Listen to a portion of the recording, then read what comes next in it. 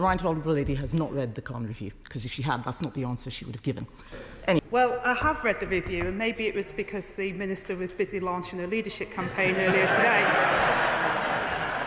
Now, did the amazing Angela Rayner really embarrass our toxic Kemi Badenoch in yesterday's first day back in the House of Commons, where the topic of debate was what steps she's taken to help tackle Islamophobia? Well, our toxic Kemi Badenoch asked this question. Can the right honourable lady give me her assessment of the Khan review into social cohesion? Well, the Khan review into social cohesion is one part and element of what we need to do to get back to addressing the issues of community cohesion, as opposed to the divisiveness in the way in which the previous government looked at community cohesion. What I'd like to see, instead of the language and tone that we've seen from the right honourable members and others on her bench, is actually about the tone that the right honourable member previously took around how we can bring communities together, how we can work together to ensure that people can respect people's differences and celebrate what makes us British, and that's that we all have different places. Kemi Badenoch. Thank you, Mr. Speaker. The right honourable lady has not read the Khan review, because if she had, that's not the answer she would have given. Anyway, the review talks about the incident at Batley Grammar School in 2021.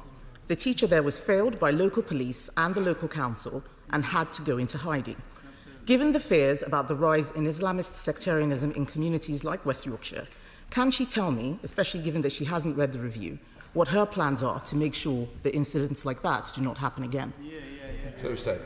Well, I have read the review, and maybe it was because the Minister was busy launching a leadership campaign earlier today.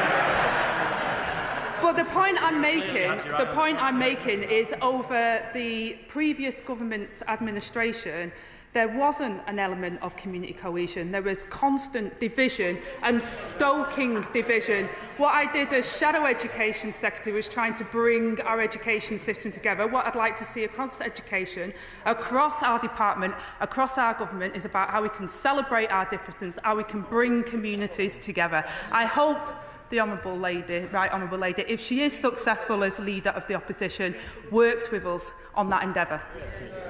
Thanks on to that, Angela. Now, I did read about this school teacher's plight, and this poor teacher was clearly let down by all sides, by the sounds of it, by the school leaders, the police, and people in politics as well, by the sounds of it, from what I could hear. It's incredibly sad. Anyway, if you want to read about it, I'll leave a link in the description box below if you want to read it. But what I found very interesting was her reply after Angela's reply. This is the same woman who stood up at the dispatch box saying that a Canada deal was going swimmingly well when Canada officials were saying something completely different. Clearly she thinks that Angela Rayner is beneath her, doesn't she? She also thinks that Angela Rayner doesn't deserve to be in the position that she's in.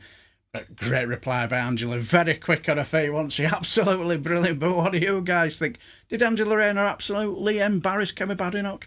Do you think Angela Rayner answered the question well? Me, I'm not so sure, but do you think Kemi Badenoch caught her Angela Rayner out with a zinger?